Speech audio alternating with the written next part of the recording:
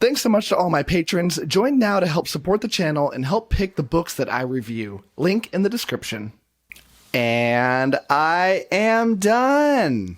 Okay, so I just got done listening to A Storm of Swords. This is book 3 in A Song of Ice and Fire by George R.R. Martin. And I want to give you my unedited thoughts upon finishing this book, which was literally just right now. So yeah, this is awesome. It's one of the best books of all time. It's solidly in my top 5, I think solidly. It's incredible. And so yeah, obviously a very, very simple 5 out of 5 or like a 6 out of 5 if I could give it. And this is great. This is like I think the 4th time I've read this book, and I loved it just as much the first time to the last time. But this is like the first time I've read it in a really long time, like a decade now, at least almost exactly a decade, a little bit longer. And you know, I've read hundreds of fantasy stories since I read this the last time, and I'd only read a few the first time I read it. And the 3rd time I read it, because I didn't read a lot of fantasy books. But now that I have, it's like, am I still going to have that same opinion? And I keep going into these books saying, I think it would be really interesting and fun, at least personally, if I had a very contrary opinion to the first time I read it and a contrary opinion to the majority opinion out there. And that majority opinion, and what I mean by that is that A Storm of Swords is the best book in the series and one of the best books ever written. That A Clash of Kings is not as good as Storm of Swords, but incredible. That A Game of Thrones is not quite as good as The Clash of Kings, but incredible. That A Dance with Dragons and is not as good as the others, and that A Feast for Crows is a step down from that. That's the predominant opinion out there. Obviously, there's disagreements there, but that's the average opinion. And so far, I read that first book, and then I read the second book, and my reread here, listening to the audiobooks, and I felt the exact same way. Second book, definitely better than the first one. Both of them are incredible. This third one, God, I thought it'd be interesting if I had a bunch of criticisms about it, but they're not there. They don't exist. It's obviously the best book in the series. It's incredible. But I think I found out kind of why over time, so let's talk about it a little bit without doing any spoilers, or very, very few spoilers. You'd be shocked how many people have not read this series that are watching this review. Just the way it be, I guess. But before we jump into that, let's quick audiobook. I listened to this audio. Let's quickly talk about that. Roy Daltreyce, I think, Daltreyce. He did the audiobook narration. Like I want to say like God tier narrators. He's amazing. He does the quick judge I do on whether I think a narrator is amazing. It is 2 big checks. One of them is, does anything stand out? Are there any voices where I listen to it and go like, ugh?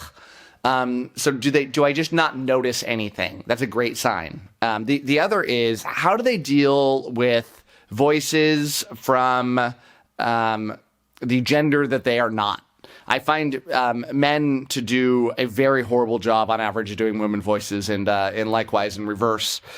So how does Roy do? Roy is great. I mean, his feminine voices are really good and different. It's not the same voice over and over, and he does great. He has such a wide range that he can pull off. Just truly, it doesn't get much better. So for a series that doesn't get much better, what a wonderful marrying of these two things. It kind of reminds me of Joe Abercrombie and Stephen Pacey, a wonderful story that deserves an equally wonderful audiobook narrator, and that's what we got here. So great.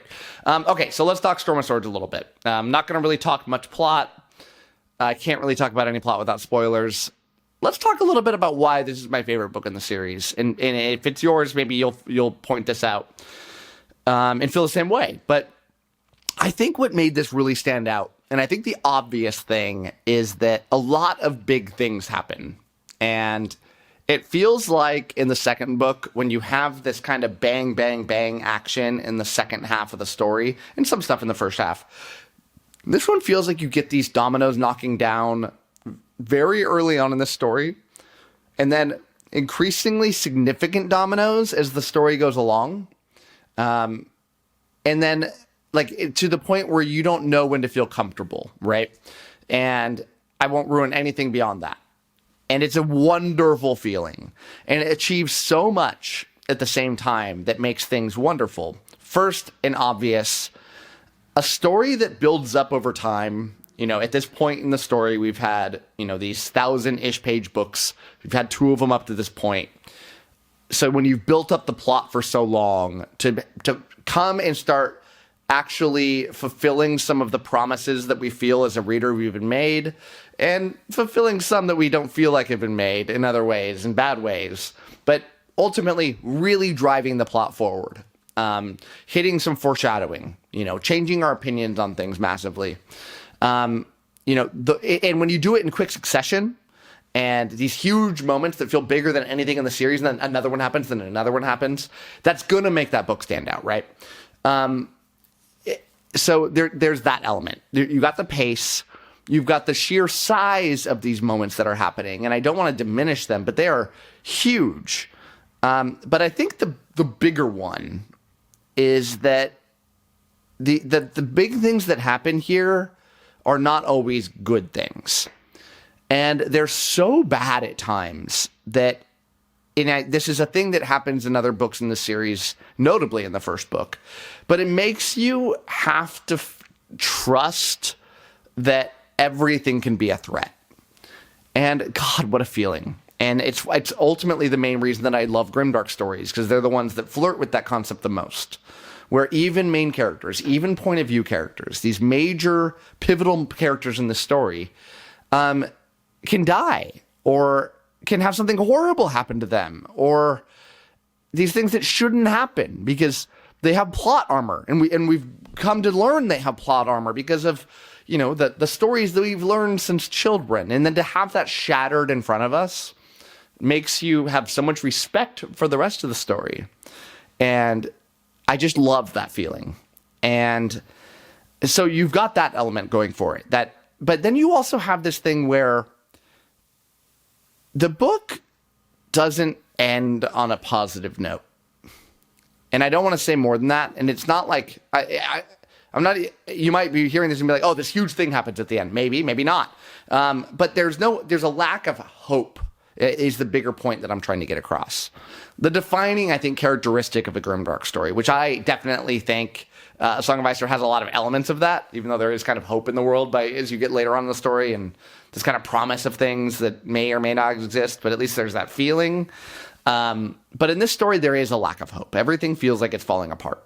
And it's like, I think some of the greatest stories we've ever known about have been like that. And maybe we don't know it, right? Like, what is the reason that we enjoy Empire Strikes Back so much? Because it most certainly has a lot of those same story beats. You can't, it defeats a lot of the ways that you think about the trust factor that we have in certain characters and these bad moments. And these bad moments, I think we like them. We is like the royal we. Maybe you don't feel that way. But I think the reason we like these moments is because we know that when good things happen, it's going to feel that much better. When you get these great moments happening out of the gate, they can feel good, but then you get that, I'm going to call it something that is currently relevant, but like the Stormlight Archive problem, where you have so many like heroic moments happening all the time. And I say this, I'm not as a Stormlight hater. Maybe I am now, since I haven't liked, I really didn't like the last book. But you have all these heroic moments happening all the time that it diminishes them as they happen in the future. You have a story like A Storm of Swords and the greater A Song of Ice and Fire. These great moments, when they finally do happen, they just punch, man. Like, there's no other way to say it. It gets you in the feels, and it makes me love those moments for even more. So you have so many things going for the story that makes it truly great. I mean, you've got this introduction of new characters, and I don't even want to say why or who they are, but the new characters come onto the screen, and they just jump off the page.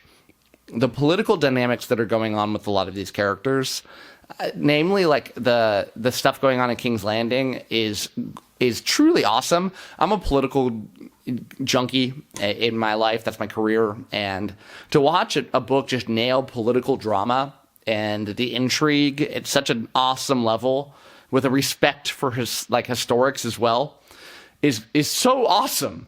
It makes it so much better. I find that over time, my opinion of some of these characters, and this is the sign, I think, of great writing, shifts over time as I start to have a different kind of appreciation for them.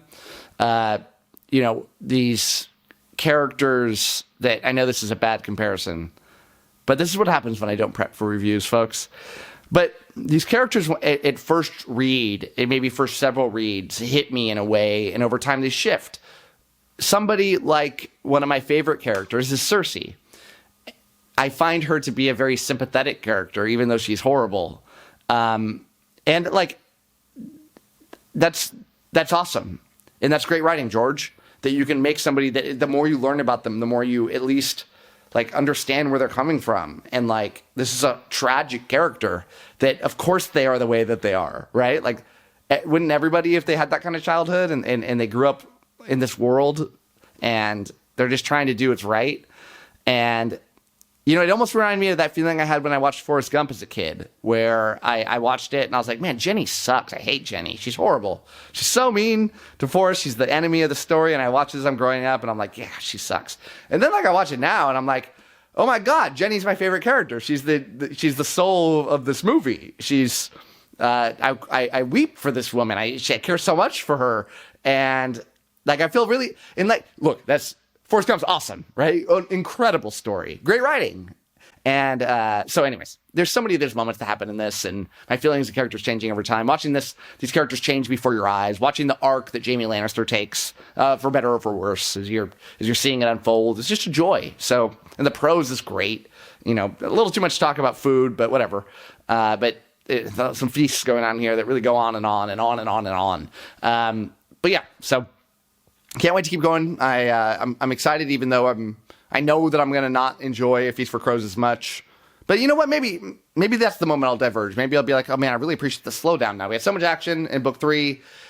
We need to breathe, right? And when the first time I read that, the first several times I read it, maybe I couldn't appreciate that I needed that moment of calm down for the story arc. So maybe that's what's going on. I hope. We'll see. But anyways, that's it for me. Thank you so much for watching this review. And as always, happy reading to you. Thanks again to all my patrons, with a special shout out to my Ascendant tier and Librarian tier patrons: Amy, Alex P, Anna G, Brady K, Doust, Darren, Jerry, Jonathan, Nev's Book Channel, Ron Reich, Ryan L, Sydney Baker, Anna, Blair, Eric Cannon, Joe UK, Kat Mick, Ricky Iman, and Sky. Thanks for sticking to the end of this video, and if you want to watch some more content from my channel, click over here and I've got some good videos for you. Thanks so much.